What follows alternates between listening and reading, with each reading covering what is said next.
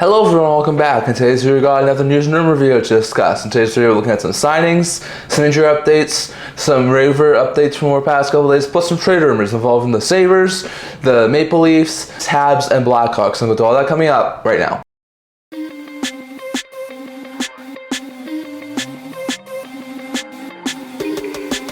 Hello everyone and welcome back to another video here at the Internet Hockey channel. Now before we begin this video, don't forget to like this video and subscribe down below. Think about support with notes to help you guys, so if you haven't already, don't forget the subscribe button down below. Don't leave a comment down in the comment section below, so also today's video. In today's video, we got an interesting video here talking about some more news and rumors from our past couple days. As usual, we're going to start today's video off by discussing some signings from our past couple of days. There were a lot of interesting signings from our past few days, so we'll get to the first one here, as New York Islanders has signed Matt Martin, who went to camp on a PTO, has been with the Islanders the past couple of seasons, to a one-year contract with AAV of $775,000 for the remainder of this year. It's a pretty good pickup there for the Islanders. Martin's been a really good fourth liner for that team for quite some time. Last year at 8 points in 57 games. Doesn't put up a whole bunch of points, but he's a really good physical type player who can be a solid engager and be a really good physical type force on the bottom six. So pretty good stuff there for Martin. He's already gone to 2 NHL games, no points, but still, like I said, he's not going to put you up very many points, but he's a really good guy to have on their fourth line. So it's a pretty good pickup there for the Islanders to sign Martin to a new deal.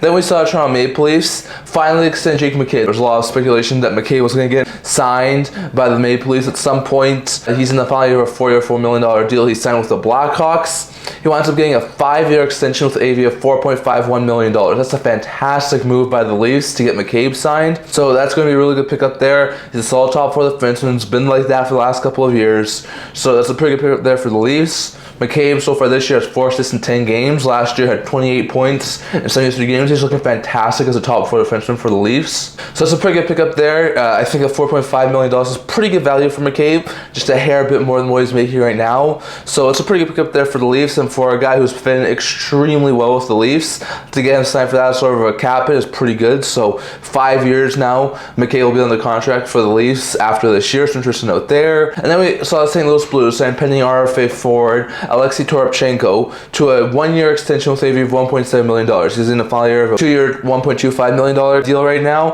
Toropchenko's been a guy who's been up and down. Last year played every single game, 82 games, put up 14 goals and 21 points. So for this year, has only played 8 games, having 8 assists. So he's been bumped a little bit down the depth chart, but still, he's a very good player. He can be a solid fourth, third line forward. So to see him sign a 1-year deal with AV of $1.7 million is pretty good. And I think Toropchenko is going to be worth that money. It's an interesting note there. Those are signs from our past couple of days. Toropchenko signs an extension in St. Louis. McCabe signed an extension in Toronto, and Matt Martin has signed a new deal with the New York Islanders. So interesting note there. Now going over to some injury updates from our past couple of days. We have a lot of injury updates to talk about here from over the past 3 or 4 days of game action. So we're going to just go through team by team. For Ottawa, Shane Pinto's out week to week with undisclosed injury. It's a bad blow there for Sanders to lose Pinto for the foreseeable future. He's already missed a couple of games, so bad blow there for the Sanders. Brandon Russ is also week to week. He has a lower body injury and has been placed in injury reserve, so it's a bad blow there for the Penguins to lose a top 6 goal scorer. While Matt Nieto has returned to practice and could be getting towards a return after missing the entirety of last year, basically, with the injuries. So really good stuff there, as Nieto might be able to return not to this in the future. Jonathan Drouin for the Avalanche has been upgraded to day-to-day with a lower body injury after being week to week.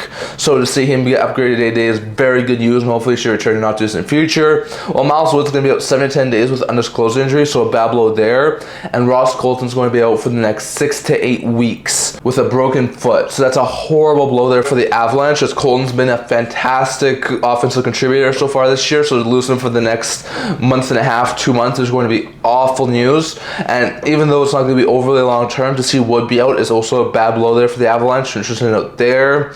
Kane Goulet's been placed on IR with a upper body injury day to day. So bad blow there, but Goulet should be able to return not to this in the future. While Slavkovsky has returned to game action after missing time with upper body injury. So really good news there on Slavkovsky, but bad news on Goulet. So interesting note there. For Washington, Matt Roy, who's been suffering with a lower body injury and has been day-to-day for the past couple of weeks, has been finally placed on injury reserve. So interesting note there. He should be able to get back, hopefully not just in the future. Well, Jacob Chikrin left last game with the upper body injury, and he's going to be out for the next little while. So a bad blow there for the Caps as they lose a top-end defender. Alex Barkov's returned to game action after missing 8 games with an ankle injury, so good to see that Barkov's back and healthy again for the Florida Panthers. Frederik Andersen is out with potentially a short-term injury, so a bad blow there for the Carolina Hurricanes to lose a solid goaltender, but it's good to see Andersen probably won't miss too much time with that injury. Zach Benson is on IR with a lower body injury. He's day-to-day right now, could return not to us in the future, so good stuff there for Buffalo.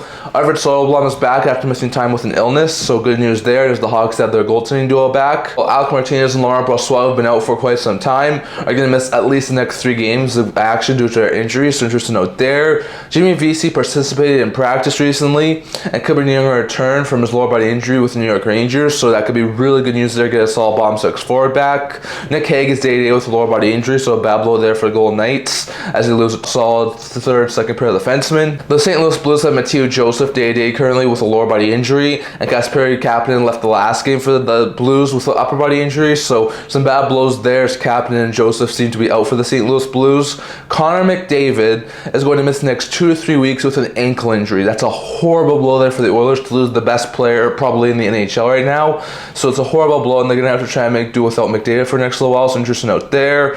Spurgeon returned to game action after missing time due to pain in his back and hip where he had surgery on in the offseason, so good to see that he's healthy now and he's back in the game action, but I was really scared to see Spurgeon out with back and hip pain. Then we saw Toronto with Fraser Minten, who started the season on season opening injury reserve, be sent to the minors, so Minten's now been healthy, he's going to go back to the minors. Good news there for the Leafs. Well, Yanni seems to be nearing a return for the Toronto Maple Leafs, so that could be really good news with Hakanpää returning from his knee injury. Then we saw Talon Dellandre be placed on injury reserve with upper body injury for the Sharks, bad blow there. New York Islanders have Alex Romanov out day-to-day with undisclosed injury, so he's out right now. Hopefully it won't be too long before he returns, as that's a really good second, third defenseman for the Islanders. And Jarrett Anderson, Dolan, and Heinola have started practicing alone. They could be nearing a return not just in the future, so good news there for the Jets, as both those guys could hopefully return not just in the future. So interesting note there. Good to see guys like Slavkovsky, Barkov, Spurgeon all return from injuries, and good to see those guys get back in the lineup, but bad news to see guys like McDavid, Gourde, Hague, Chikrin all be out with injuries, and hopefully those guys shouldn't be out for an overly long period of time. So interesting note there, but those are the injury updates from our past couple of days. Next, going over to a couple of waiver updates. When we last did a trade rumor video, Yamamoto in Utah and Tuft in Boston were on waivers, and Pavel Novak was on waivers for purpose of contract termination. All 3 did indeed clear, so Novak's now UFA. He'll probably sign overseas or in the minors or something like that, so he'll get a new fresh start out of the Minnesota Wild organization. While Tuft and Yamamoto did clear and were sent out to the minors for Utah and Boston, so just a note there. We didn't see any waiver updates until Sunday last week when Gabriel Fortier, who started the season on season opening injury reserve, was now healthy, so the Bulls placed him on waivers to send him down to the minors. Not too surprised, but he did indeed clear, so good to see that the Bulls were able to move Fortier down on waivers and he didn't get picked up, so good news there. And then back on Tuesday, we saw a couple more waiver updates as Graham Clark in Minnesota, who also started the season on season opening injury reserve, was placed on waivers to be sent down to the minors, and Lucas Svechkovsky, who was a trade acquisition from a year and a half ago, I think it was placed on waivers for purpose of contract termination with Tampa. Both of those guys also did clear, so not too surprised there. Clarkson AHLer and Svechkovsky was on place for contract termination, so Svechkovsky is now a UFA. He'll be able to pick wherever he wants to go next, while Clark was visited onto minors. So interesting note there, those were only waiver updates from the past couple of days. So Tuft in Boston, Yamamoto in Utah, Fortier in Tampa, and Clark in Minnesota, all clear waivers that have been sent down to the minors. While Svechkovsky and Novak have both cleared waivers and are now UFAs after having their contracts terminated. So interesting note there. And lastly, going over to a couple of trade rumors from our past couple of days. Now, I don't have a whole bunch of trade rumors here to talk about, but we do have a couple of interesting things. So we got to start here with the Chicago Blackhawks. I see a couple of reports recently saying that Ryan Donato, who's had a really good start to the season, is the guy who could wind up being a trade chip for the Blackhawks later on in the season. He's in the final year of a 2-year deal with the AAV of $2 million. So far this year has 5 goals and 6 points in 8 NHL games. He's on pace to have one of his better seasons to date. Last year put up 30 points with the Blackhawks. At this point in time, a solid third line winger who can definitely fit in really well with a lot of teams. There could be a lot of teams who could really use that sort of addition come to the trade deadline. The Hawks are probably going to be a team who winds up selling a lot of pieces, so Donato might be a really good piece to watch out for. So with the hot start Donato's had, there have been a couple of recent articles I've seen saying that Donato might be a trade chip there for the Chicago Blackhawks later on in the season. So we're going to have to watch out on Donato, as he's probably one of a lot of Chicago Blackhawks who could be on the move come the trade deadline, so we're going to have to wait and see on that. But that's a really good pickup there for any teams who are looking for some solid depth scoring in their system if he does want to get moved. So interesting note there, but keep your eye on Donato, as he could be an interesting name to watch out for over the next couple of months. Next, going over to Montreal Canadiens. Now, when it comes to the Habs, Frederik was talking recently on his Saturday Night Headlines video, and he said that for the Canadiens,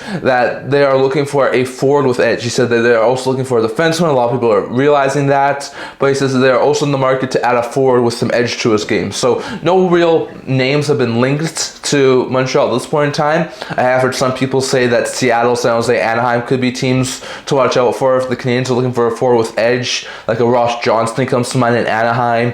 Could a Mikael Granlund help them in San Jose? Could a Gourde or Tanev be really good for them in Seattle? There's probably a couple of other guys out there who have some bite to their game who could really fit in real well on like a bomb six role in Montreal. So, and not only are they looking for some defensive help, as they do have some holes in their blue line, but it does seem like the Canadiens are looking for some forward help as well. And if they can find someone that works, that has a forward with bite to their game, that could really be a good fit in the Montreal Canadiens organization, that could be a really good pickup there for the Habs. So we're going to have to wait and see on that. But according to Larry Freeman, the Canadiens are looking for a forward with bite to their game. And whether it's going to happen in the next couple of weeks or maybe closer to the trade deadline, look for the Habs to try and improve their forward group by adding a forward who has some really good tenacity to his game, who could fit in their bottom six. So we'll have to wait and see on that.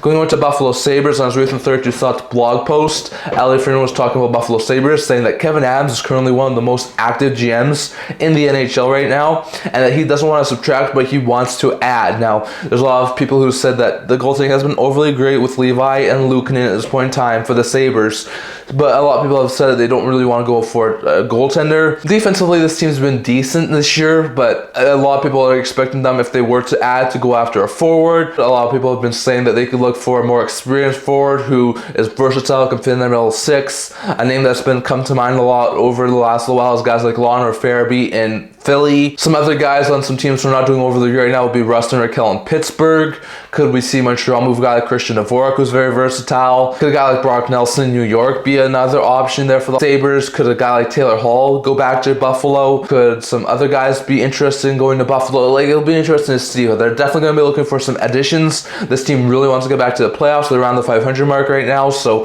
they're not doing overly bad, but they're not doing great either. So this team really needs to start getting going, and if they can't do it really quickly, then there's a very lucky chance they'll miss the playoffs for like the 14th year in a row. So this team needs to try and do well, and it looks like Kevyn Adams is trying to work the phones to make this team a little bit better, and a lot of people are thinking that it's very likely that they could try and go after a forward who's versatile and can fit in their middle six.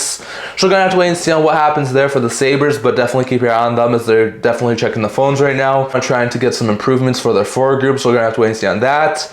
And lastly, going over to Toronto Maple Leafs. Now, when it comes to them, we've heard a couple of recent Athletic articles from two different people. One of them said the Leafs currently need some center help, and another a couple days later said they could try and target a forward from the New York Islanders. Now, in the first article, they said that John Tavares has been limited in his 2C role, and that coach Craig Berube has not really trusted him a whole bunch with the 2C slots. That has led them to put Max Domi in there a little bit, but he hasn't performed overly well. They tried William Nylander early on at the 2C spot in preseason. It did not work out overly well, so there's a lot of speculation out there that the Leafs may look to try and add like a solid second C before the playoffs come, as they're trending towards being a playoff team right now, even though it's a little bit early. But still, if they're trying to get some improvements at a trade deadline, look for them to try and add 2C. And another article that I saw from the Athletic said that a guy they could try and target, who's on a pretty bad team right now, who's not doing overly well on that team, is Brock Nelson with the Islanders. The Islanders haven't had a fantastic start out to the gate. If they're closing in the trade deadline and it looks like they're probably not going to make the playoffs,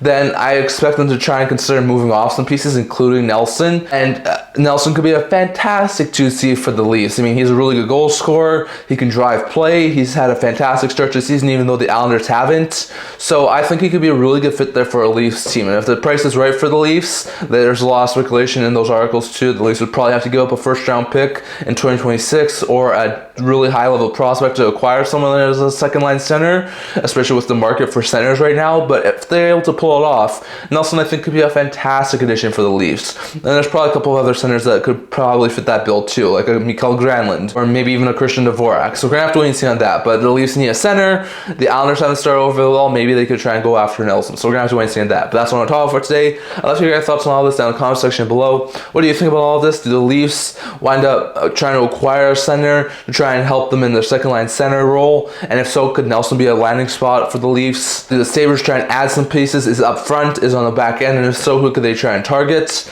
Do you think that the Habs can acquire that player with edge that they're looking for, that forward? And if so, who do you think they could try and target for that? And what do you think about the Chicago Blackhawks? Is Donato a potential trade candidate for the Hawks at the trade deadline? Definitely love your guys' thoughts on all of that. Plus, what do you think about the waiver updates, injury updates, and sign-ups from the past couple days? Definitely love your guys' thoughts on all of that down in the comment section below. So I'm talking for today. Enjoy this video. If you'd like to subscribe down below. Thank you for your support. We know it's with you guys. So if you haven't already, don't forget to subscribe button down below. Definitely leave a comment down in the comment section below so you can also see today's video. Also, the blog, talking about news, rumors, analysis, stuff like that. So check that out. The link down in the description below. And I can see you guys all for next video.